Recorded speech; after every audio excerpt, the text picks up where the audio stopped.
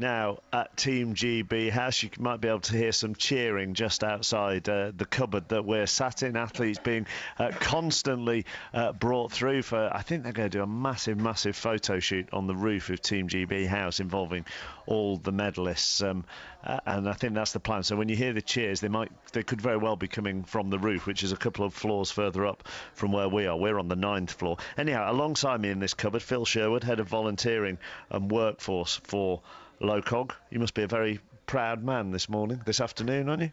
I'm very, very proud indeed. But as Seb said a few minutes ago, we're only halfway there. But I mean, what a fantastic 2 weeks. How have you made the volunteers all so cheery? We've let them be themselves, and I think that's been the key to it. I think if you try too hard to tell people how to host the world and host the athletes and host the spectators, it just won't come across naturally. And what we said from day one was, the athletes are at the centre of this, and the volunteers are there to create the conditions for them to perform at their peak. And athletes will probably only peak for one Olympics, so to peak for 2 weeks. And they've created those conditions, and they've also created the conditions for the spectators to enjoy it as well. But have you said to say a couple of them, all right, if you want to get on the megaphone and welcome people in as they walk into the Olympic Park, that's fine? Well, absolutely. During our training, we talked about the hosting actions that we wanted. We wanted people to be individual. We wanted them to be themselves, and we knew all along that it's such a eclectic city anyway that all of those characters would come out, and they absolutely have. What's your background? I mean, how did you become head of volunteering? Yeah, that's a good question, a very long question. But I was an army officer, and actually the irony is that the regiment I used to command are over from Germany at the moment, and I saw them all last week at Horse Guards Parade in the Mall alongside the volunteers, so absolutely doubly proud. So yeah, background in the military, which I suppose you could call our volunteers an army of volunteers, so I guess that's it in a short. Well, it is, but then how, I mean, out of all the hundreds of thousands, how did you sort of filter people? What were you particularly looking for? Well, what we did, we had a summer of education about 2 years ago, over 2 years ago, and we had 250,000 applicants at the end of that education campaign. And we say education because we were honest with people and told them this is not about not everybody's going to be able to pick up Usain Bolt's tracksuit at the end of the games, and a lot of them are in car parks and majority won't see sport at all. But so what we did is that we knew that they would be qualified for the role through their experience and their skill set, and then through our interview, we were looking at that personality and the personality traits. And I'm assuming that during those chats, it was very important to point out to them, listen, you might get the unfortunate job of showing the media which bus stop to go to rather than, as you say, picking up Usain Bolt's tracksuit. Yeah, absolutely. And I think a lot of people, the manifestation of the volunteers is clearly, the guy, the girl with the megaphone outside Stratford here. But we have over 800 different roles. And if you look at something like the Polyclinic, which is a hospital, all of those people are volunteers. So absolutely incredible. What do you think we can learn then from the operation that you've run and the good nature of the volunteers going forward? I mean, let's say maybe in the business community, aren't they? Well, I think it's trusting people. I think that over the last 20, 30 years in this country, people are scared to be themselves, and I think we've released something over the last 2 weeks. I just hope that carries on. I have a text here from a games maker, Karen in Dorset.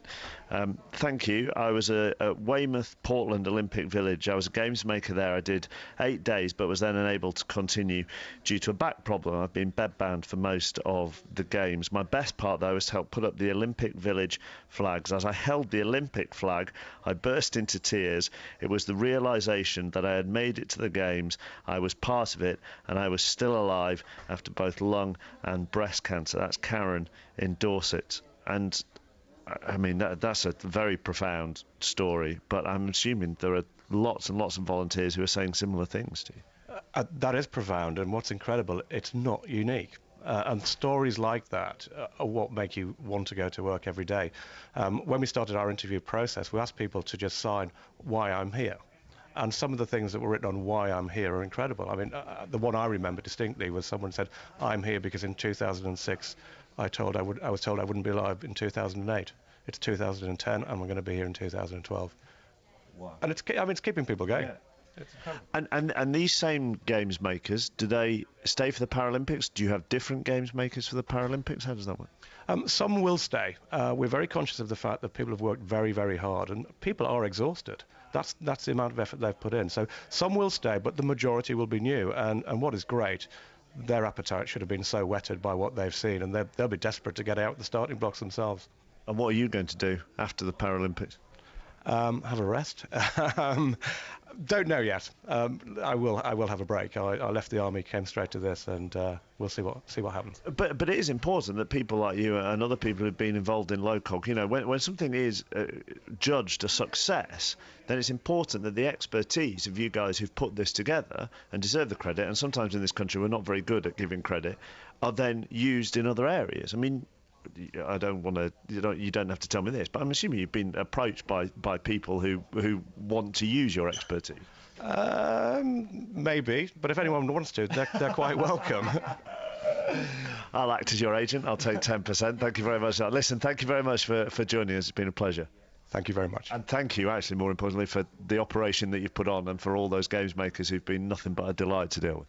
Well, my thanks is to them, absolutely. Brilliant. Thank you very much. Phil Sherwood, who's Head of Volunteering and Workforce for LOCOG. Mike Costello, the marathon, what are we, an hour and 20 in? Yes, they've completed around 15 miles. They're heading along Victoria Embankment with the River Thames on their left, heading towards Big Ben for the third time this morning, and onto what will be the final loop of the 8-mile route, which makes up the main bulk of the course. And the lead of Wilson Kipsang Kiprotich, who won the London Marathon back in April, was at one stage up to 15 seconds, has now been reduced to nothing. He's been joined in the lead by another Kiprotich, no relation. He's from Uganda, Stephen Kiprotich, and the twice world champion from Kenya, Abel Kirui, is also there. The front three have gone a long way clear of their nearest challenger, Ayeli Abshero of Ethiopia. They're still on course.